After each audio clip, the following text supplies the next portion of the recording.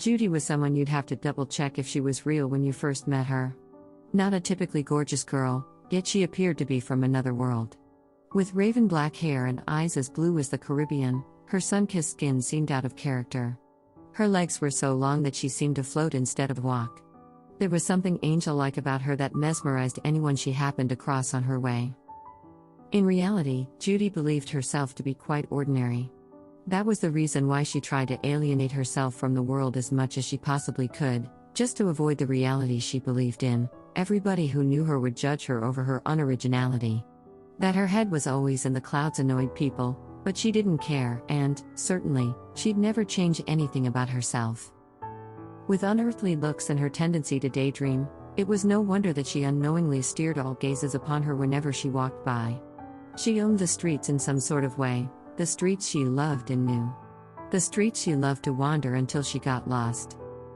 After an especially long and gruesome day in school, she decided to walk back home instead of taking the subway. One of her favorite kill times was, after all, inventing a new reality around her, and that was easier to do when she didn't have to share her personal space with sweaty factory workers and snobby business people in suits. Judy started walking and, due to her overactive imagination, she quickly traveled into the magical town of her mind, where nice elves walked graciously, talking fast in a language she didn't understand. Stardust seemed to hang in the air, but when she paid attention, she could hear squeals from these dust-like particles, and she noticed they moved with some sense of direction, and with much more velocity than they would have carried by the slight breeze that hung in the air. She saw two very youthful figures walk outside of the hole in the left side of the road, a shop that she believed to remember to be a tailor's. But in this new and improved reality, she saw long dress-like clothes in multiple colors, instead of the dull and repetitive gray, navy blue and black suits that were usually intended to attract customers. The mixture of colors and unfamiliar sounds, along with the tall bodies, long faces and peculiar ears made it very easy to forget the purpose of the walk, to forget that, in fact, she wasn't like any of these creatures, that it wasn't her reality. Distracted and sensory overload, Judy didn't notice the little woman standing still in front of an alley she didn't know, until it was too late. She violently bumped into her, but, surprisingly, she lost her balance while the old woman, at least, she appeared to be old, but she knew that it was hard to judge the age of the creatures she encountered during her little trips, didn't move, as if she were fixed onto the ground she stood on. The woman merely looked at her and blinked, simply startled. "I'm so sorry," Judy started to mutter. The woman didn't answer, but she blinked again, slowly, taking her in. Judy mentally facepalmed herself. Of course she didn't answer. Why would she know English in this idyllic place?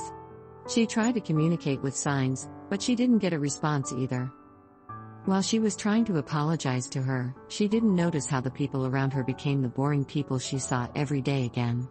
The cafe on the corner of the street filled the air with coffee smell again. The woman looked away from Judy and fixed her gaze back on the alley on her left. Startled from the change of scenery, Judy looked around. Everything was back to normal. Nothing she had seen a minute earlier was there anymore. Nothing except for the woman. With the change of light now that the stardust, could they have been fairies? Was gone, she looked so much older than anyone she had ever met, and fragile. Judy unwillingly looked for pointy elvish ears, but, even though they were a little weird, there was no reason to believe she was a magical creature. Through another person's eyes, the whole scenery was odd to watch. A teenager was standing still in the middle of the pavement, looking at an empty spot in front of the closed gate of an old and abandoned manor. Judy stood still until she heard the heavy cursing of a biker who had to hit the brakes to keep them from crashing. "Lunatic, go take your meds," she heard him say. He didn't address the elderly woman, though, even when the jump of surprise had caused Judy to bump into her again. Muttering profanities under his breath, he jumped onto his bike again and left. "I'm so sorry, ma'am," Judy apologized again. She saw her in her reality, didn't she? She'd speak English for sure. Her apology was met, once again, with silence. As she started to leave, she heard a throaty voice behind her. "I know you can see me. They can't. You have the gift." Taken aback by these odd words, Judy turned around to face her. "What gift? And why can't they see you?" Any sane person would have walked away. The woman was clearly confused and someone should call for help. Do you want me to call someone for you? What you saw back there was real. You can go back if you want to. She turned back to the alley. What do you mean I can go back? I imagined it all. You unlocked the portal, and now you can go back. This time, she directly pointed at the alley. Judy hesitated. If it weren't for the city noises around her, the smells and the way her hair waved whenever a car passed, she'd have sworn she was dreaming or imagining it. I can go with you if you want. The elderly woman, or was she an elf, after all? Said kindly, and she held her hand out for Judy to take. A million different sceneries crossed her mind. It had to be a trick. To rob, kidnap, or rape her. Nevertheless, the alley seemed to lighten up by the end, with the same golden glow she had seen earlier. Even though she could think of thousands of reasons to pretend none of it had ever happened, her curiosity won the internal battle. She out her hand into the fragile-looking one she was being offered and immediately got surprised by the firm grip, as well as the youthful touch of the skin. Against the rational warnings in her head, the extravagant pair started walking towards the light. Even though a tiny part of her brain told her to run, she continued the path. The glow became more intense with every step they took, until its intensity was enough to temporarily blind them. When the light settled, she could see, as promised, the world she had left a couple minutes before. The only difference Judy could notice right away was how, now, the words that the pedestrians spoke made perfect sense to her. She tried to speak to one of the people, elves. She had to keep reminding herself, to see if this new ability extended to speaking as well. Where am I? She asked to a young-looking elf. You're in our world, of course. He answered with a serious face. Thank you very much. She replied happily. This isn't normal, she thought, and she turned to where her guide stood. The woman had rejuvenated 20 years since she had last seen her. How? When? Why? Judy couldn't formulate any questions.